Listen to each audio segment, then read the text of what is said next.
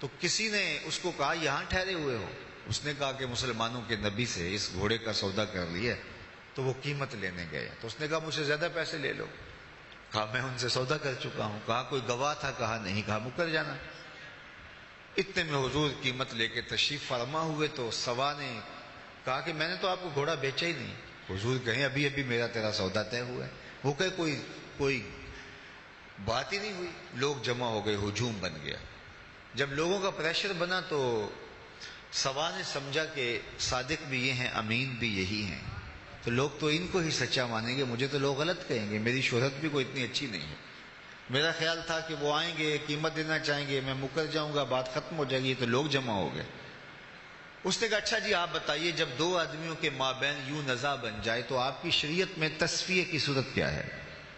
تو آقا کریم نے فرمایا میری شریعت یہ کہتی ہے جو مدعی ہے وہ گواہ لائے، اور اگر اس کے پاس گواہ نہیں تو والیمین علی من انکر، جو انکار کرتا ہے وہ قسم دے دے۔ اس نے کہا بات ختم ہو گئی۔ آپ کا دعویٰ ہے نا میں نے گھوڑا خریدا ہے، تو آپ گواہ لے آئیں، اور اگر آپ کے پاس گواہ نہیں ہے تو پھر آپ کی شریعت کے مطابق میری قسم بنتی ہے، تو میں قسم دے دیتا ہوں کہ میں نے بیچا نہیں۔ اب اتفاق یہ تھا کہ جب گھوڑے کا سودا ہوا تو اس وقت کوئی موقع پہ گواہ نہیں تھا، وہ مکر گیا تھا، اس کے لیے قسم دینا بھی کیا مشکل تھا۔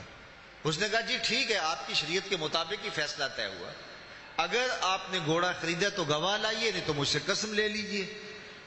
مجمع میں موجود حضرت خزیمہ بن ثابت انصاری رضی اللہ تعالیٰ عنہ آگے بڑھے، سینے پہ ہاتھ رکھا اور سوا سے مخاطبت کرتے ہوئے کہا گواہی مانگتا ہے، میں گواہی دیتا ہوں۔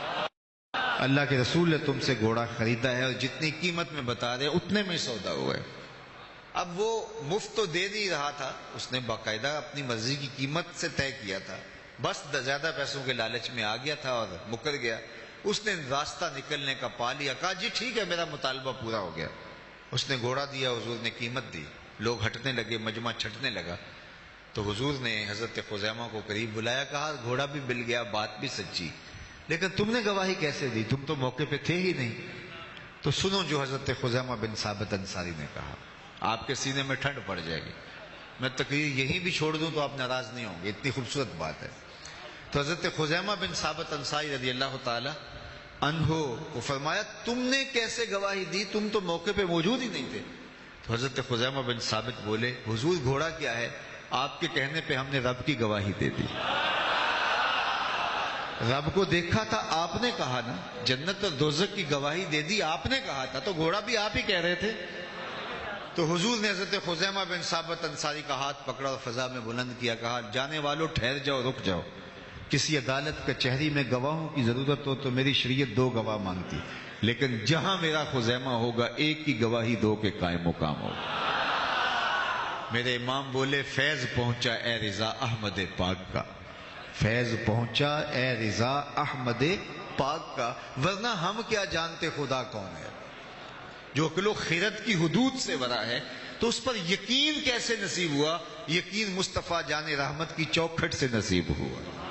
تو ساری زندگی ہم اس کا شکر ادا کرتے رہیں تو حق شکر ادا نہ ہو پائے کہ آقا کریم علیہ السلام کی وجہ سے ہمیں شعور ذات بھی ملا اور شعور ذات الہی بھی نصیب ہوا۔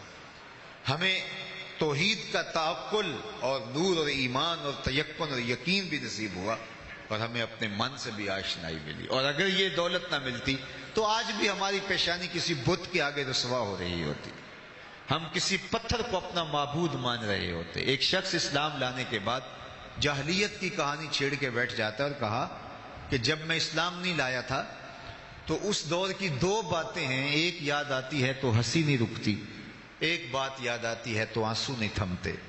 کہا وہ دو باتیں کون سی ہے؟ کہا وہ بات جو یاد آئے تو ہنسی نہیں رکتی وہ یہ ہے کہ میں نے ایک سفر پہ جانا تھا، سامان باندھا تو اس میں سفری معبود بھی رکھ لیا، لیکن سامان کافی بوجھل ہو گیا، تو میں نے کہا میں تو اپنے معبود کے بوجھ تلے دب کے مر جاؤں گا۔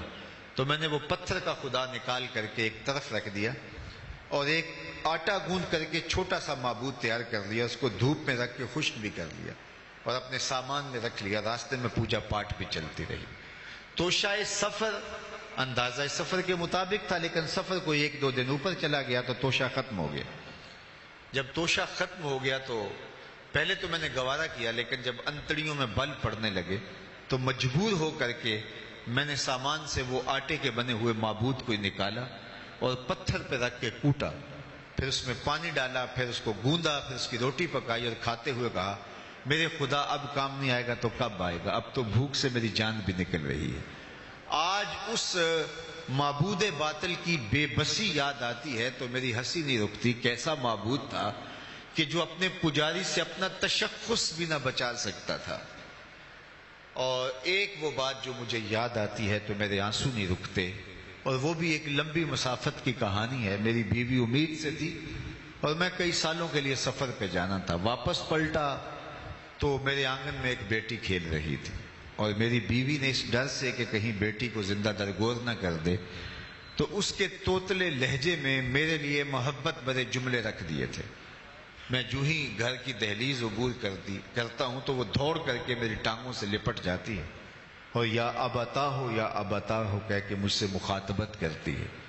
میرے سینے میں پتھر بھی ہوتا تو پگھل جاتا، لیکن میں اس ظالمانہ سماج کی جھوٹی رسموں کا جکڑا ہوا شخص تھا۔ میں نے فیصلہ کیا کہ میں اس کو زندہ درگور کر دوں گا، اور اس کو باہر صحرا میں لے گیا اور ریت ہٹانے لگا اور گڑھا کھودنے لگا۔ میری بیٹی نہیں جانتی تھی کہ یہ ماجرا کیا ہے، اور وہ مجھے بار بار روکتی تھی آپ اتنی گرمی میں یہ مشقت کیوں اٹھا رہے ہیں، حتیٰ کہ پسینے سے جب میرا بدن شرابور ہونے لگا تو وہ اپنے ننھے آنچل سے میرے ماتھے کا پسینہ صاف کرنے لگی، لیکن میں تھا کہ میرا سینہ، اس کے اندر درد مند دل نہیں تھا، ایک پتھر رکھا ہوا تھا۔ خیر گڑھا کھود کر کے جب میں باہر نکلا تو اس نے سکھ کا سانس لیا کہ میرے بابا کی مشقت ختم ہوئی، لیکن میں نے اس بیٹی کو اس میں دھکا دے دیا اور مٹی انڈھیلنے لگا۔ پہلے تو وہ کھیل سمجھتی رہی، لیکن جب اس کی سانسیں